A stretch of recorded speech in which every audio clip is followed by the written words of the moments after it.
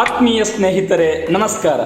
ಧನು Bharat YouTube ಚಾನಲ್ಗೆ ಸ್ವಾಗತ ಸುಸ್ವಾಗತ. ಸುಮಾರು ವರ್ಷಗಳ ಹಿಂದೆ ನಾನೊಂದು ಟೂ ವೀಲರ್ ಗಾಡಿ ತಗೊಂಡೆ. ಬಹಳ ಅದ್ಭುತವಾಗಿರ್ತಕ್ಕಂಥ ಗಾಡಿ. ಏನು ಚಂದ ಇತ್ತು ಅಂದರೆ ಅದನ್ನು ಹೇಳಲಿಕ್ಕೆ ಸಾಧ್ಯ ಇಲ್ಲ. ಬಹಳ ಅದ್ಭುತವಾದ ಗಾಡಿ. ಶೋರೂಮಿಗೆ ಹೋದೆ. ಅದನ್ನು ತಗೊಂಡು ಬರಬೇಕಾದ್ರೆ ರಸ್ತೆ ಸುತ್ತಮುತ್ತ ಅಕ್ಕಪಕ್ಕ ನಿಂತಿರ್ತಕ್ಕಂಥ ಹುಡುಗರು, ಹುಡುಗಿಯರು, ಮಕ್ಕಳು, ಹಿರಿಯರು, ದೊಡ್ಡವರು ಎಲ್ಲರೂ ಗಾಡಿನೇ ನೋಡೋದು. ನಂಗೊಂಥರ ಏನೋ ಖುಷಿ. ವಾವ್, ಏನು ಚೆಂದ ಇದೆಯಲ್ಲ ಗಾಡಿ, ಎಲ್ಲರೂ ನೋಡ್ತಾ ಇದ್ದಾರೆ ನನ್ನ ಗಾಡಿನ ಅಂತ ಬಹಳ ಖುಷಿ. ಮನೆಗೆ ಬಂದರೆ ಅಪ್ಪ ಅಮ್ಮ ಅದರ ಬಾಡಿ, ಅದರ ಮೈಯನ್ನು ಸವರೋದೇನು, ಅದಕ್ಕೆ ಬಂದು ಮುತ್ತು ಕೊಡೋದೇನು. ಮನೆಯಲ್ಲಿ ಅಣ್ಣ ತಮ್ಮ ಎಲ್ಲರೂ ಆ ಗಾಡಿನ ಭಾಳ ಇಷ್ಟಪಟ್ಟರು. ಎಲ್ಲರೂ ಕೇಳೋರು, ಒಂದು ರೌಂಡ್ ಕೊಡೋ, ನಾನು ಒಂದ್ಸಲ ಹೋಗಿ ಬರ್ತೀನಿ ಅಂತ, ಟ್ರಾಲ್ ನೋಡ್ತೀನಿ ಹೆಂಗಿದೆ, ಫೀಲ್ ಹೆಂಗಿದೆ ಅಂತ. ಎಲ್ಲರೂ ಎತ್ಕೊಂಡು ಹೋಗೋರೆ, ತಗೊಂಡು ಹೋಗೋರೆ. ನನ್ನ ಸ್ನೇಹಿತರು, ಸಂಬಂಧಿಕರು, ಬಂದವರೆಲ್ಲ ಒಂದ್ಸಲ ನಾನು ನೋಡ್ತೀನಿ ಅಂತ ಗಾಡಿ ತಗೊಂಡು ಹೋಗ್ತಾಯಿದ್ರು. ನನಗಂತೂ ಭಾಳ ಖುಷಿ. ಅದ್ಭುತ ಇದೆ ಗಾಡಿ, ಭಾಳ ಚೆನ್ನಾಗಿದೆ ಅಂತ. ಆದರೆ ಸುಮಾರು ದಿವಸಗಳಿಂದ ಈಚೆಗೆ ಆ ಫಸ್ಟಿಗೆ ನಾನು ತೊಗೊಂಡು ಬರಬೇಕಾದ್ರೆ ಏನು ಫೀಲ್ ಇತ್ತು, ಆ ಗಾಡಿ ಓಡಿಸ್ಬೇಕಾದ್ರೆ ಏನೊಂದು ಫೀಲ್ ಇತ್ತು, ಅದು ಯಾಕೋ ಒಂದು ಸ್ವಲ್ಪ ಕಡಿಮೆ ಆಗಿದೆ ಅಂತ ಅನ್ನಿಸ್ಲಿಕ್ಕೆ ಶುರುವಾಯಿತು. ಏನೋ ಒಂದು ಸ್ವಲ್ಪ ಕಡಿಮೆ ಆಗಿದೆ, ಒಂದು ಸಲ ಸರ್ವಿಸಿಗೆ ಕೊಡಬೇಕು ಅಂತ ಅಂದ್ಕೊಂಡೆ. ಆದರೆ ಎಲ್ಲಿ ಕೊಡೋದು? ಸುಮಾರು ಸರ್ಚ್ ಮಾಡಿದೆ. ಯಾವುದು ಸುಮಾರು ಜನರಲ್ಲಿ ಕೇಳಿದೆ, ಎಲ್ಲಿದೆ ಒಳ್ಳೆಯ ಗ್ಯಾರೇಜ್, ಎಲ್ಲಿದೆ, ಎಲ್ಲಿಗೆ ತಗೊಂಡೋಗೋಣ ಸರ್ವಿಸಿಗೆ ಅಂತ ಸುಮಾರು ಸರ್ಚ್ ಮಾಡಿದೆ. ಒಳ್ಳೊಳ್ಳೆಯ ಫಿಟ್ಟರ್ಸ್ ಎಲ್ಲಿದ್ದಾರೆ, ಭಾಳ ಚಂದ ರಿಪೇರಿ ಮಾಡ್ತಕ್ಕಂಥ, ಅದರಲ್ಲಿ ಪಳಗಿದವರು, ಪರಿಣಿತಿದ್ದವರು ಯಾವ ಶಾಪಲ್ಲಿದ್ದಾರೆ ಅಂತೇಳಿ ಸುಮಾರು ಜನರಲ್ಲಿ ಡಿಸ್ಕಸ್ ಮಾಡಿ, ಸುಮಾರು ಜನರಲ್ಲಿ ಆ ಕುರಿತಂತೆ ಮಾತನಾಡಿದ ಮೇಲೆ ನನಗೊಂದು ಗ್ಯಾರೇಜ್ ಶಾಪ್ ಸಿಕ್ತು. ಭಾಳ ಚೆನ್ನಾಗಿದೆ, ಅಲ್ಲಿ ಭಾಳ ಚೆನ್ನಾಗಿ ರಿಪೇರಿ ಮಾಡ್ತಾರೆ ಅಂತ ಹೇಳುವ ಮಾಹಿತಿ ಗೊತ್ತಾಯಿತು. ನಾನು ಗಾಡಿನ ಅಲ್ಲಿಗೆ ತಗೊಂಡೋದೆ. ಗಾಡಿ ರಿಪೇರಿ ಮಾಡಬೇಕು ಅಂತ ಅಲ್ಲಿಗೆ ತಗೊಂಡೋದಾಗ ಕೂಡಲೇ ಅವ್ರು ನೋಡಿ ಹೇಳಿದರು, ಗ್ಯಾರೇಜ್ ಶಾಪಲ್ಲಿರುವವ್ರು ನೋಡಿ ಹೇಳಿದರು, ಭಾಳ ಚೆನ್ನಾಗಿದೆ ಸರ್ ಗಾಡಿ, ಅದ್ಭುತ ಇದೆ, ಇದಕ್ಕೇನು ಪ್ರಾಬ್ಲಮ್ ಇಲ್ಲ ಅನಿಸುತ್ತೆ, ಭಾಳ ಚೆನ್ನಾಗಿದೆ ಅಂದರು ಅವ್ರ ಗಾಡಿ. ಆದರೂ ಯಾಕೋ ನನಗೊಂದು ಸ್ವಲ್ಪ ಫೀಲ್ ಕಂಫರ್ಟ್ ಕೊಡ್ತಾ ಇಲ್ಲ, ನೀವೊಂದು ಸ್ವಲ್ಪ ರಿಪೇರಿ ಮಾಡಿಕೊಡಿ, ನೋಡಿಕೊಡಿ ಅಂದೆ. ಅವರಂದರು, ಓಕೆ ಸರ್, ಸಂಜೆ ಕೊಡ್ತೀನಿ, ಸಂಜೆ ನಾನು ಕಾಲ್ ಮಾಡ್ತೀನಿ ನಿಮಗೆ ಅಂದರು. ಆಯಿತು ಅಂತೇಳಿ ನಾನು ವಾಪಸ್ ಬಂದೆ. ಒಂದು ಸಂಜೆ 4 ಗಂಟೆ ಆಗುವಾಗ ಗ್ಯಾರೇಜಿಂದ ಕಾಲ್ ಬಂತು ನನಗೆ.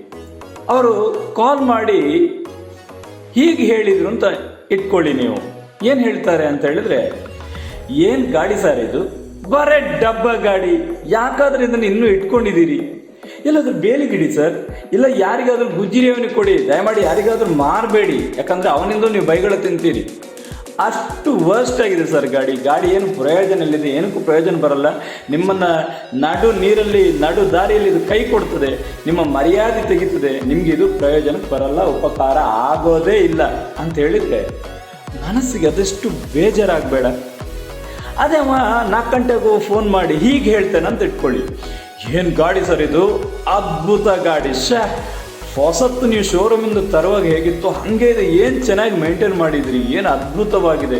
ಖಂಡಿತವಾಗ್ಲೂ ಇದು ನಿಮಗೆ ಎಲ್ಲೂ ಕೈ ಕೊಡಲ್ಲ ಸರ್, ನಿಮ್ಮನ್ನು ಗುರಿ ಮುಟ್ಟಿಸ್ತದೆ. ಅದ್ಭುತವಾಗಿದೆ ಗಾಡಿ, ಯಾವುದೇ ಕಾರಣಕ್ಕೆ ಇದನ್ನು ಯಾರಿಗೂ ಕೊಡಬೇಡಿ ಸರ್, ಅಷ್ಟು ಚೆನ್ನಾಗಿದೆ ಗಾಡಿ, ಒಂದು ಸ್ವಲ್ಪನೂ ಕೆಟ್ಟು ಹೋಗಿಲ್ಲ.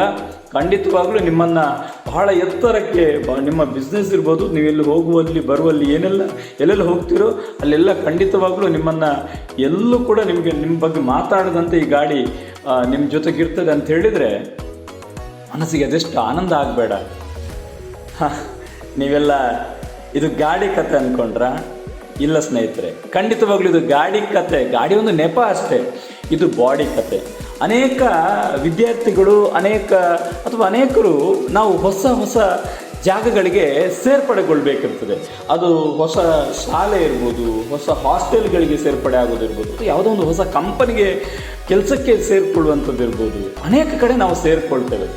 ಆದರೆ ಸೇರಿಕೊಂಡ ಒಂದು ವಾರದಲ್ಲಿ ಯಾವುದೋ ಒಂದು ಹಾಸ್ಟೆಲ್ಗೆ ಒಬ್ಬ ಮಗುವನ್ನು ಸೇರಿಸಿದ್ದಾರೆ, ಅಥವಾ ಯಾವುದೋ ಒಂದು ಹೊಸ ಶಾಲೆಗೆ ಒಂದು ಮಗುವನ್ನು ಸೇರಿಸಿದ್ದಾರೆ ಅಂತ ಇಟ್ಕೊಳ್ಳಿ. ಒಂದು ವಾರದಲ್ಲಿ ಅಲ್ಲಿನ ಸ್ಟಾಫ್ಸ್ ಅಥವಾ ಟೀಚರ್ಸ್ ಯಾರಾದರೂ ಫೋನ್ ಮಾಡಿ ಮನೆಗೆ ಪೇರೆಂಟ್ಸ್ಗೆ, ಏನು ಗಾಡಿ ಸರ್ ಇದು, ಬರೇ ಡಬ್ಬ ಗಾಡಿ ಅಲ್ವಾ, ನಾವು ಹುಟ್ಟಿದಾಗ ಅದೇನು ಖುಷಿ, ಏನು ಸಂತೋಷ, ಬಂದವರು ಮೈ ಸವರೋದೇನು, ನಮ್ಮನ್ನು ಎತ್ಕೊಳ್ಳೋದೇನು, ಮುತ್ತು ಕೊಡೋದೇನು, ಆಡಿಸೋದೇನು, ಭಾಳ ಖುಷಿ ಇರ್ತದೆ. ಆದರೆ ಹೋಗ್ತಾ ಹೋಗ್ತಾ ಹೋಗ್ತಾ ಹೋಗ್ತಾ ಆ ಆ ಖುಷಿ ಅವ್ರಿಗೆ ಕಡಿಮೆ ಆಗ್ತಾ ಹೋಗ್ತದೆ. ಆ ಖುಷಿ ಹಾಗೆ ಇರಬೇಕು ಅಂತ ಹೇಳಿದ್ರೆ ಆ ಪೇರೆಂಟ್ಸ್ಗೆ ಆ ಖುಷಿ, ಅಥವಾ ನಮ್ಮ ಸಂಬಂಧಿಕರಿಗೆ ಅಥವಾ ನಮ್ಮ ಜೊತೆ ಇರುವವರಿಗೆ ಆ ಖುಷಿ ಹಾಗೆ ಇರಬೇಕು ಅಂತಿದ್ರೆ ನಾವೇನಾದರೂ ಒಂದನ್ನು ಸಾಧಿಸ್ತಾ ಇರಬೇಕು. ಸಣ್ಣ ಸಣ್ಣ ಗೋಲ್ಗಳೇನಿದೆ, ಸಣ್ಣ ಕನಸುಗಳೇನಿದೆ ಅದನ್ನು ಸಾಧಿಸ್ತಾ ಹೋದಂತೆ ಮನೆಯವರಿಗೂ ಅಥವಾ ನಮ್ಮ ಅಪ್ಪ ಅಮ್ಮರಿಗೂ ಅಥವಾ ನಮ್ಮ ಸಂಬಂಧಿಕರಿಗೆ ಬಹಳ ಖುಷಿ ಅನ್ನಿಸ್ತಾ ಹೋಗ್ತದೆ. ಹಾಗೆಯೇ ಅದು ಇನ್ನೂ ಸ್ವಲ್ಪ ಹೊಳಪು ಕಾಣಲಿ, ಇನ್ನೂ ಸ್ವಲ್ಪ ಚೆನ್ನಾಗಿ ಕೆಲಸ ಮಾಡಲಿ ಎಂಬ ಕಾರಣಕ್ಕೋಸ್ಕರವೇ ಇಡೀ ಪೇರೆಂಟ್ಸ್ ಎಲ್ಲ, ಈಗ ಹೇಗೆ ನಾನೊಂದು ಗಾಡಿಯನ್ನು ಇಡಬೇಕಾದ್ರೆ ಎಲ್ಲ ಗ್ಯಾರೇಜ್ಗಳನ್ನು ನೋಡಿ ಹೇಗಿದೆ, ಚೆನ್ನಾಗಿದೆಯಾ, ಒಳ್ಳೆ ಫಿಟ್ಟರ್ಸ್ ಯಾರಿದ್ದಾರೆ ಅಂತೇಳಿ ನೋಡಿ ಆ ಗ್ಯಾರೇಜ್ಗೆ ಆ ಗಾಡಿಯನ್ನು ಇಟ್ಟನು, ಹಾಗೆ ಪೇರೆಂಟ್ಸ್ ಕೂಡ ಬಹಳ ಹುಡುಕಿ ಎಲ್ಲಿ ಒಳ್ಳೆಯ ಸ್ಟಾಫ್ಸ್ ಇದ್ದಾರೆ, ಎಲ್ಲಿ ಒಳ್ಳೆಯ ಶಾಲೆ ಇದೆ, ಎಲ್ಲಿ ಒಳ್ಳೆಯ ಹಾಸ್ಟೆಲ್ ಇದೆ ಎಂಬುದನ್ನು ಆಲೋಚನೆ ಮಾಡಿ ನಮ್ಮನ್ನು ಅಲ್ಲಿಗೆ ಸೇರಿಸಿರ್ತಾರೆ. ಒಂದು ವಾರದಲ್ಲಿ ಅಲ್ಲಿಂದ ಫೋನ್ ಮಾಡಿ, ಏನು ಹುಡುಗ ಸರ್ ಇವನು, ಒಂದು ಹೇಳಿದ್ದು ಕೇಳಲ್ಲ, ಖಂಡಿತವಾಗ್ಲೂ ನಿಮ್ಮ ಮರ್ಯಾದೆಯನ್ನು ಹಾಳು ಮಾಡಿ ಹಾಕ್ತಾನೆ, ನಿಮ್ಗೆ ಯಾವುದಕ್ಕೂ ಪ್ರಯೋಜನ ಬರಲ್ಲ ಅಂತ ಹೇಳಿದರೆ ಆ ಹಿರಿಯ ಜೀವಗಳು ಅದೆಷ್ಟು ನೊಂದುಕೊಳ್ಬೇಕು, ಅಪ್ಪ ಅಮ್ಮ ಅದೆಷ್ಟು ಮನಸ್ಸಿಗೆ ಬೇಸರ ಆಗ್ಬೋದು ಅಲ್ವಾ. ಅಪ್ಪ ಅಮ್ಮ ಅಂತ ಹೇಳಿದ್ರೆ ಅನಂತ ಅವಕಾಶಗಳನ್ನು ಒದಗಿಸಿಕೊಡ್ತಕ್ಕಂಥ ಒಂದು ಅದ್ಭುತ ಆಕಾಶವೇ ಸರಿ. ಖಂಡಿತವಾಗ್ಲೂ ನಾವು ಡೆಪಾಸಿಟ್ ಇಡದೆ ಸಾಲ ಕೊಡ್ತಕ್ಕಂಥ ಏಕೈಕ ಬ್ಯಾಂಕ್ ಯಾವುದಾದ್ರೂ ಇದ್ದರೆ ಅದು ಖಂಡಿತವಾಗ್ಲೂ ಅಪ್ಪನ ಜೇಬೆ. ಹಾಗಾಗಿ ಅದಕ್ಕೆ ಬಡ್ಡಿ ಕಟ್ಟಬೇಕಂತಲೂ ಇಲ್ಲ, ಮತ್ತು ಅಸಲು ಕೊಡಬೇಕಂತಲೂ ಇಲ್ಲ. EMIಯ ಒಂದು ತಲೆಬಿಸಿಯೇ ಇಲ್ಲದಂಥ ಬ್ಯಾಂಕ್ ಅದು ಅಪ್ಪನ ಜೇಬು. ಹಾಗಾಗಿ ಅವರ ಮನಸ್ಸಿಗೆ ನೋವು ಮಾಡಿಕೊಡುವಂಥದ್ದು ಯಾವತ್ತಿಗೂ ಒಳ್ಳೆಯ ಲಕ್ಷಣಗಳಲ್ಲ.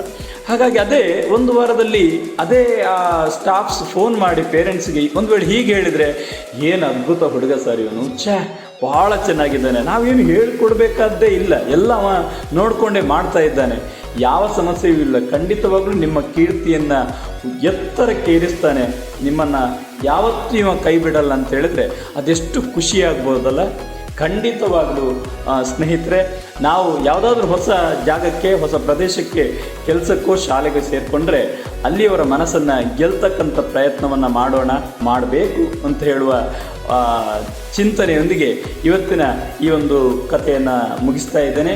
ಆತ್ಮೀಯ ಸ್ನೇಹಿತರೆ, ಇಂಥದ್ದೇ ಮೌಲ್ಯಾಧಾರಿತ ಅನೇಕ ಕಥೆಗಳು ಕೇಳುವ ಕುತೂಹಲ ನಿಮಗಿದ್ದರೆ ಇವತ್ತೇ ಧನು ಭಾರತ ಯೂಟ್ಯೂಬ್ ಚಾನಲ್ನ ಸಬ್ಸ್ಕ್ರೈಬ್ ಮಾಡಿ ಮತ್ತು ನೋಟಿಫಿಕೇಷನ್ಗಾಗಿ ಬೆಲ್ ಐಕಾನ್ನ ಕ್ಲಿಕ್ ಮಾಡೋದನ್ನು ಮರಿಬೇಡಿ.